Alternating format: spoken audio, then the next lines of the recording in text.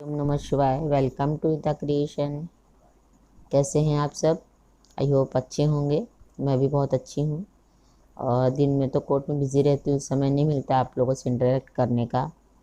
तो मैं नाइट में ये वीडियो बना रही हूँ, शूट कर रही हूँ, आप लोगों के लिए कुछ महत्वपूर्ण जानकारी लेकर आई हूँ आज। जी हाँ दोस्तों, ये बहुत ही संवेदनशील टॉपिक है लीगल फील्ड में, जिसको बेल कहते हैं। जमानत, हिंदी में उसकी जमानत बोलते हैं, इंग्लिश में वर्ड है बेल का।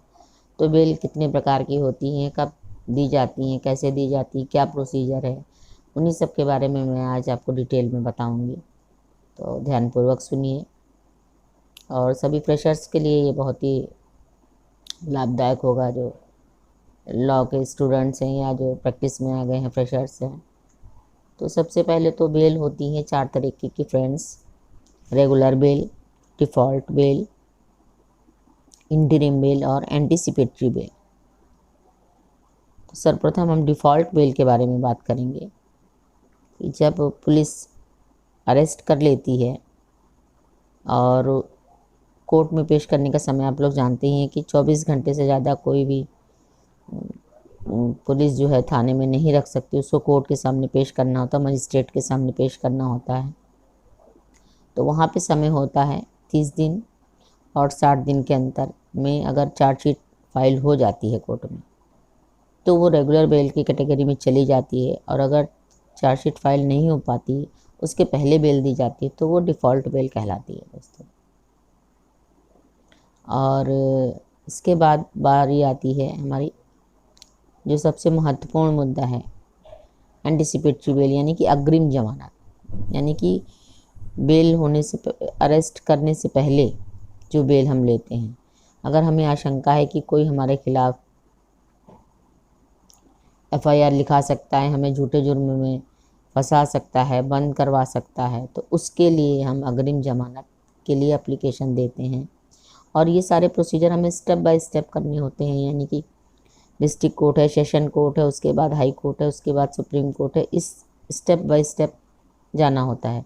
आप डायरेक्ट भी हाई कोर्ट में फाइल कर सकते हो, मगर आपका वहाँ पे एक माइनस पॉइंट हो जाता है कि जब निचली कोर्ट को ये अधिकार दिया गया है मजिस्ट्रेट को जमानत देने का, तो आपने वहाँ पर क्यों नहीं अप्लाई किया। अगर आप वहाँ अप्लाई करते तो आपको वहीं मिल जाती, और वहाँ पे बेनिफिशियरी होता है अगर एडल्ट हैं, लेडीज़ है, या कोई बीमार है, या बच्चे हैं, तो उनको वहाँ से बहुत ही ईजिली बेल मिल जाती है दोस्तों। और एंटीसिपेटरी बेल आप किसको मिलती है, इससे पहले आप ये जानिए कि ये किसको नहीं मिल सकती है। जो रेप के, जिनके ऊपर रेप का इल्ज़ाम लगा होता है, जो रेप की धारा के अंतर्गत बंद किए जाते हैं, उनके लिए एंटीसिपेटरी बेल का प्रावधान नहीं है दोस्तों। और एससी एक्ट जिसके ऊपर लगता है, उनके ऊपर ये प्रावधान नहीं है। उनके लिए ख़ास तौर से इसको बाउंड किया गया है सुप्रीम कोर्ट और हाई कोर्ट के कई केसेस के अकॉर्डिंग। और भारत सरकार ने भी कुछ अमेंडमेंट किए हुए हैं कि रेप के केसों में अग्रिम जमानत के तहत आपको बेल नहीं मिलेगी। हाँ, बाकी और बेलें मिल सकती हैं, मगर एंटीसिपेटरी बेल आपको नहीं मिल सकती है। और इंटरिम बेल ये होती है कि एट द मीन टाइम, जब हमको किसी ने फंसा दिया है और हमारे पास अपने आप को प्रूव करने के लिए हमें समय चाहिए कोर्ट से, कि कोर्ट हमें कुछ समय दे ताकि हम अपने अगेंस्ट जो हमारे खिलाफ चार्ज लगाए गए हैं, उनके लिए हम कुछ अपने पक्ष में सबूत ढूंढ सकें और अपने आप को निर्दोष साबित कर सकें। उसके लिए हमें कुछ समय की आवश्यकता होती है। तो उतने समय के लिए कि जब तक हम वो चीज़ें अरेंज कर रहे हैं अपने फेवर वाली, और उतने बीच में हमें कोई पुलिस अरेस्ट ना कर ले, उसके लिए हमें इंटरिम बेल यानी अग्रिम जमानत चाहिए होती है, कि उतने समय के लिए हमें अग्रिम जमानत मिले जब तक हम अपने फेवर में कोई गवाह, सबूत, डॉक्यूमेंट्स कुछ ना जुटा लें, तब तक के लिए हमें समय चाहिए होता है। और इस सब की प्रक्रिया काफ़ी लेंदी होती है, लंबी होती है दोस्तों। और सीआरपीसी, आईपीसी की कई सारी धाराओं में 437, 438 में पूरा प्रावधान दिया हुआ है। और कई लैंडमार्क केसेस भी हैं जिनसे हमको इस फील्ड में मदद मिलती है। तो इसी तरह से जुड़े रहिए मेरे साथ, देखते रहिए मेरे चैनल नीता क्रिएशन को, और इसी तरह से महत्वपूर्ण जानकारियाँ आपको मिलती रहेंगी दोस्तों। अब मैं आपके साथ अपने वो अनुभव शेयर करने जा रही हूँ जो मैंने इस कानूनी फील्ड में प्राप्त किए हैं दोस्तों, क्योंकि मुझे काफ़ी समय हो गया है इस फील्ड में। तो अलग अलग तरह के केसेस आए हैं और अलग अलग तरह के एक्सपीरियंस हुए हैं। और जैसा कि आप सभी जानते हैं कि बेल है मतलब कि क्रिमिनल केसों में ही बेल मिलती है, और क्रिमिनल केसों की कैटेगरी बहुत बड़ी है। चोरी, डकैती, हत्या, लूटपाट, रेप और हैरेसमेंट करना। और दोस्तों चेक बाउंस के केसों को भी क्रिमिनल की कैटेगरी में डाला हुआ है कि NI act section 138 NI act में भी चेक बाउंस के केस को भी क्रिमिनल केस बना दिया है। और दहेज हत्या, दहेज के कारण जिनकी हत्या की जाती है या दहेज की प्रताड़ना दी जाती है, उन सब केसों में सभी में बेल का प्रोसीजर सब में डिफरेंट है। यानी किसका कैसा क्राइम है उस हिसाब से बेल होती है। और उस हिसाब से जो आपके दो श्योरिटी होती हैं, दो जमानतदार होते हैं, वो जमानतदार आप कोई आपके अनजान भी हो सकते हैं, आपके रिलेटिव भी हो सकते हैं। और उन सब की श्योरिटी का जो अमाउंट होता है, यानी जो बेल बॉन्ड भरे जाते हैं, जो जमानती होते हैं, दो जमानती होते हैं, और उनका कुछ कुछ अमाउंट की चीज़ें होती हैं, यानी किस पर आपको जमानत मिल सकती है। जैसे कि 20,000, 25,000, 30,000, 50,000, ये डिपेंड उस पर करता है कि आपके ऊपर कौन सी धारा लगाई गई है, और वो बेलेबल ऑफेंस है या नॉन बेलेबल ऑफेंस है, यानी संज्ञेय अपराध है या असंज्ञेय अपराध है। और गैर जमानती वारंट आपके खिलाफ इशू हुआ है, जमानती वारंट इशू हुआ है। बातों से आप समझ ही गए होंगे, गैर जमानती जिसकी जमानत नहीं होती, और जमानती कि ऐसे जुर्म हैं जो जिनकी जमानत हो सकती है, यानी छोटे अपराध और बड़े अपराध। उसी हिसाब से उन अपराधों की श्रेणी के हिसाब से जमानत की भी श्रेणी है, और उसी हिसाब से उनका अमाउंट भी फिक्स है कि छोटे केसों के लिए छोटी जमानत लगेगी, यानी छोटा अमाउंट आपको देना होगा, और बड़े केसों के लिए बड़ा अमाउंट देना होगा। जैसे कि चेक बाउंस के केसेस में भी होता है कि कितने अमाउंट का चेक है, तो जितने भी अमाउंट का चेक होता है उस अमाउंट के चेक के अकॉर्डिंग आपको जो है श्योरिटी देनी होती है।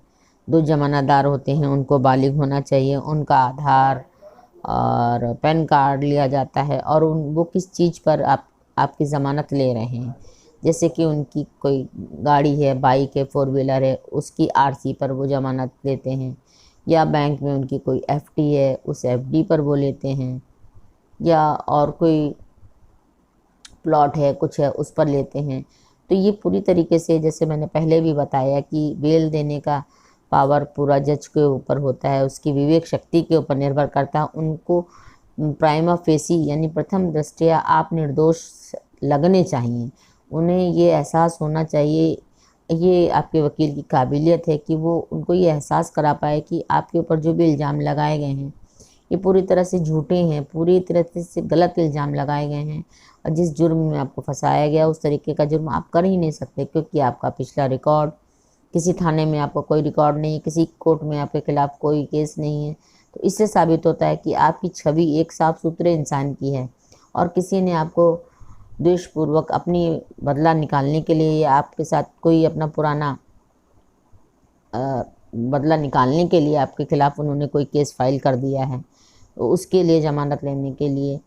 तो ये सारी चीज़ें बहुत ही महत्वपूर्ण हैं दोस्तों, और इनका ध्यान रखना चाहिए। और इसी तरीके से मैं आपको समय समय पर अलग अलग टॉपिक्स पर अपनी जानकारी देती रहूँगी।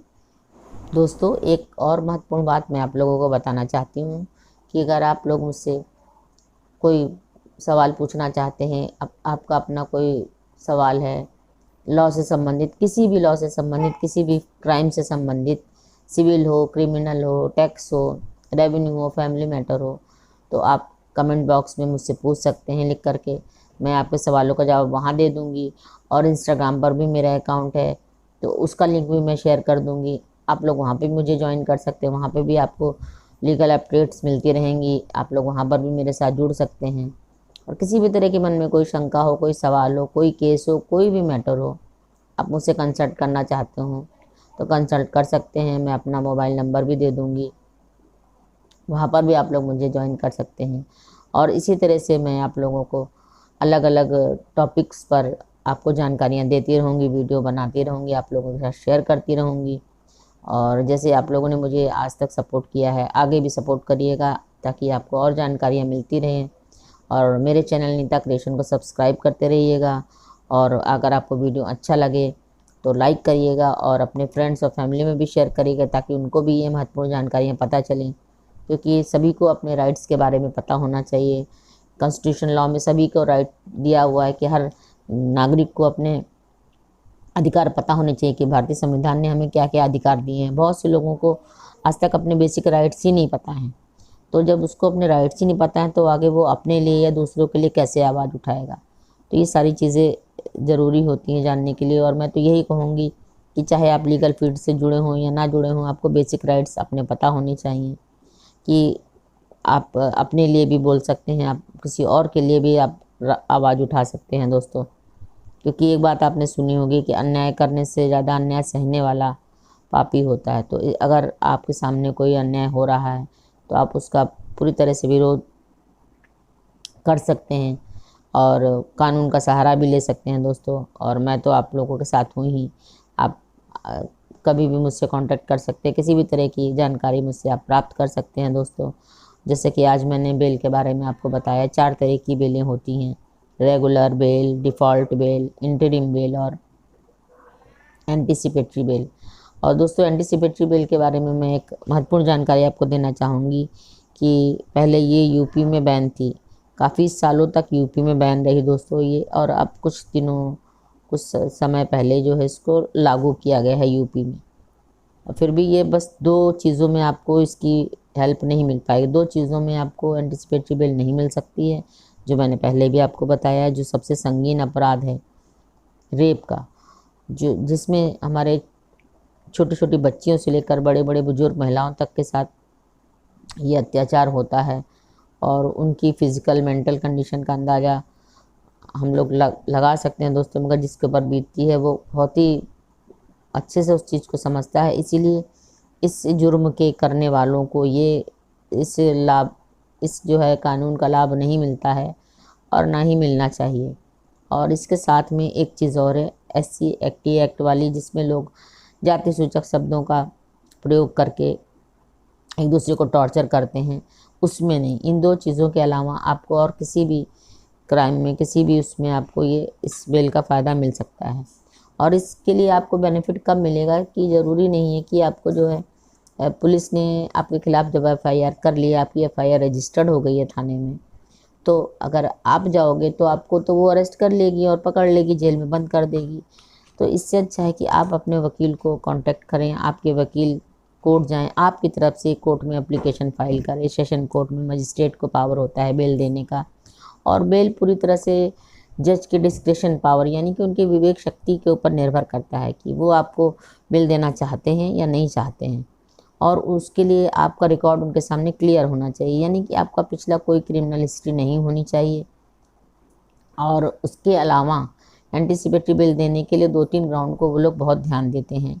एक आपका हेल्थ इशू होता है कि अगर आपकी तबीयत ख़राब रहती है, हेल्थ इशू है और आपको अरेस्ट कर लिया जाएगा, बंद कर दिया जाएगा, तो आपकी तबीयत पे फ़र्क पड़ेगा। और दूसरा आपका फैमिली सिचुएशन है कि फैमिली में ऐसी सिचुएशन है कि आप ही अकेले कमाने वाले हो, अगर आपको अंदर कर दिया जाएगा तो पूरा परिवार परेशान हो जाएगा। और अगर कोई वृद्ध है, कोई महिला है या कोई बच्चा है, इन्हीं पॉइंटों को मद्देनज़र रखते हुए कोर्ट आपको एंटीसिपेटरी बेल देती है। तो कोर्ट की तरफ से जब आपका लॉयर जो है एप्लीकेशन देता है और वहाँ से आपको बेल ग्रांट होती है, तो वो पेपर लेकर के वो थाने में जाते हैं, और वहाँ पे जो अमाउंट निर्धारित किया गया होता देने के लिए 2 बेल बॉन्ड भरे जाते हैं। तो वो ज़मानत का वो अमाउंट ले जा कर के थाने में देते हैं, जमा करते हैं, और वहीं पे मुचलका भरते हैं। तो थाने से ही आपको छोड़ दिया जाता है और आगे फिर आपके ऊपर केस नहीं चलता है। तो इसी तरीके से और अलग अलग जानकारियाँ लेने के लिए जुड़े रहिए मेरे चैनल के साथ, नीता क्रिएशन के साथ। और आप लोग अपना सपोर्ट और प्यार देने के लिए बहुत बहुत धन्यवाद दोस्तों। राधे राधे, ओम नमः शिवाय।